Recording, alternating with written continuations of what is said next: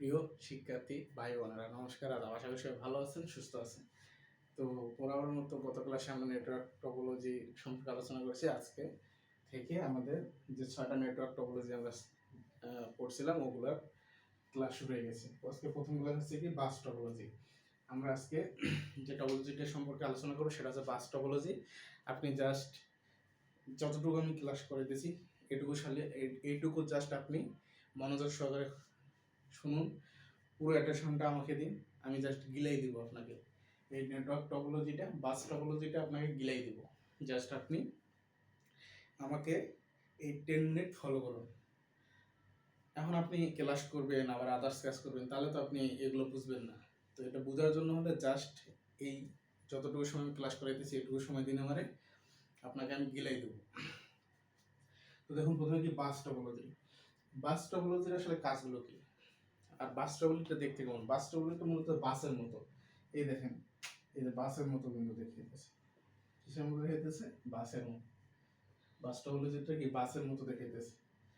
এটা একটা চাকা, এটা চাকা, এটা একটা চাকা, এটা একটা, মাঝখানে বাস। আচ্ছা, বাস টপোলজির আসলে বৈশিষ্ট্যগুলো কি? বাস টপোলজি আসলে কি কি বৈশিষ্ট্য থাকলে বুঝবো যে এটা বাস টপোলজি, বা আমরা কি কি বৈশিষ্ট্য লিখলে হবে? তো প্রথমে আছে কি বাস টপোলজি। বাস টপোলজি আছে যে একটি মূল সংযোগ লাইন থাকবে। মানে বাস টপোলজির কাজ হচ্ছে, মনে করেন যে এটা আছে একটা মেন লাইন, মানে মেন সংযোগ লাইন। এটা হচ্ছে মেন সংযোগ লাইন, আর এটার সাথে আমি ছোট করে বুঝাই দিই। সাপোজ মনে করেন যে এই যে স্কেলটা দেখা যাচ্ছে, কি যাচ্ছে মনে হয়, এই যে মনে করেন যে এটা একটা আছে সংযোগ লাইন। এই সংযোগ লাইনের সাথে একটা মাত্র সংযোগ লাইন এটা, আর এটার সাথে যতগুলো মানে ডিভাইস বলেন, কম্পিউটার বলেন, যেগুলো সংযুক্ত থাকবে, সবগুলো ডিভাইস বা কম্পিউটারই এর সাথে সংযুক্ত থাকবে এই একটা লাইনের সাথে। সেটা 10টা 20টা 30টা 40টা যতগুলোই হোক। মানে এটাই বলছে যে একটি মূল সংযোগ লাইন থাকবে, একটি মূল সংযোগ লাইনের সাথে সবগুলো কম্পিউটার সংযুক্ত থাকবে। তারপর আবার কি আছে, কোনো একটা কম্পিউটারের যদি সিস্টেম নষ্ট হয়ে যায়, বা কোনো একটা কম্পিউটার যদি নষ্ট হয়ে যায়, টোটাল সিস্টেমটাই নষ্ট হয়ে যাবে। মানে এটা হচ্ছে বাস টপোলজি বলতে গেলে। আপনারা যেমন হচ্ছে ভালো গুণ হচ্ছে কি, একটা লাইনের ভিতরে সবগুলো কম্পিউটার সংযুক্ত থাকবে। আর আপনি যদি খারাপ দিক তুলে ধরেন, এটা তুলতে পারেন যে একটা কম্পিউটার নষ্ট হলে, মনে যে আপনি একটা কাজ করতেছেন, 20টা কম্পিউটার, একটা নষ্ট হয়ে গেছে, মাঝখান থেকে সব কম্পিউটারই কাজ করা বন্ধ করে দিবে বা সিস্টেমটা নষ্ট হয়ে যাবে। তারপর কি, কম তার ব্যবহার করে, স্বাভাবিক, কারণ আপনি যেহেতু একটা লাইনের ভিতরে এতগুলো ডিভাইস সেট করতেছেন, এখানে কম তার ব্যবহার হবে। এই কম তার ব্যবহার হয় বলেই এটা কি ইনস্টলেশন খরচ কম হয়। ইনস্টলেশন খরচ কম হয়, মানে আপনার বৈদ্যুতিক যে খরচ, এটা কমে যায়। তারপর আছে রিপিটার ব্যবহার করে নেটওয়ার্ক সম্প্রসারণ করা যায়। রিপিটার মানে এটা রিপিট করে আরেকটা নেটওয়ার্ক সম্প্রসারণ করা যায়। তারপরে কি, ডেটা চলাচলের গতি কম। স্বাভাবিক, আপনি একটা লাইনের ভিতর যদি এতগুলা ডিভাইস কানেক্ট করেন, তো অবশ্যই আপনার ডেটার যাতায়াতে একটা সমস্যা হবে। কারণ বাসটা হলো যেরকম, এটা মনে করলাম আমরা ডিভাইস, এটা আমরা মনে করলাম ডিভাইস নাম্বার হচ্ছে 1, এটা হচ্ছে ডিভাইস নাম্বার 2, এটা হচ্ছে ডিভাইস নাম্বার 4, এটা হচ্ছে ডিভাইস নাম্বার 5, এটা হচ্ছে ডিভাইস নাম্বার 6, আর এটা হচ্ছে ডিভাইস নাম্বার 3,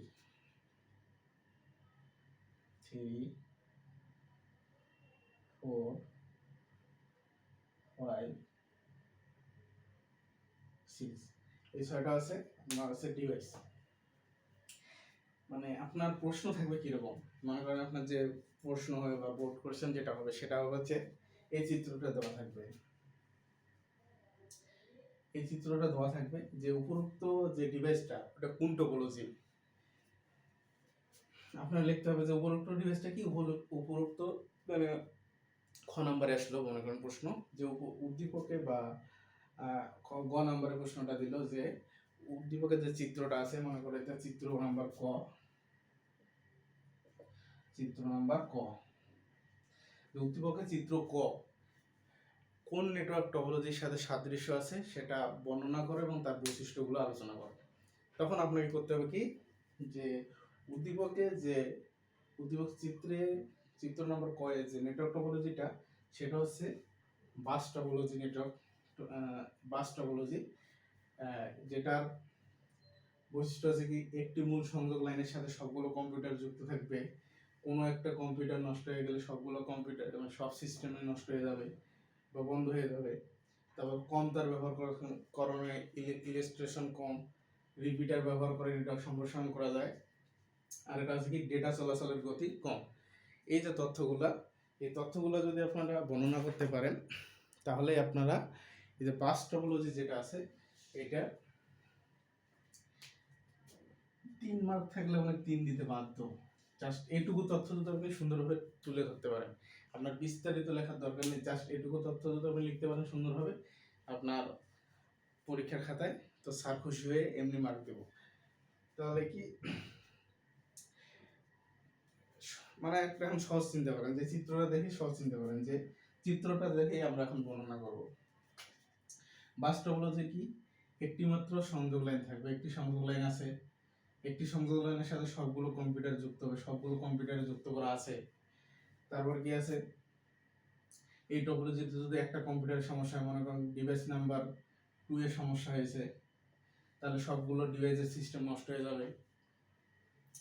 তারপর কি কম তার ব্যবহার করা হয়েছে, যেহেতু একটা লাইনের উপর দিয়ে গেছে তো তার কম লাগছে, কম তার ব্যবহার কারণে কি কম তার ব্যবহার করার কারণে ইলেকট্রেশন কম হয়েছে এবং রিপিটার ব্যবহার করে, আমি যদি এখন রিপিটার এখানে ব্যবহার করি তাহলে এদিকে আবার আমি আর একটা কম্পিউটার সেট আপ করতে পারবো, রিপিটার ব্যবহার করে আমি সম্প্রসারণ করতে পারবো।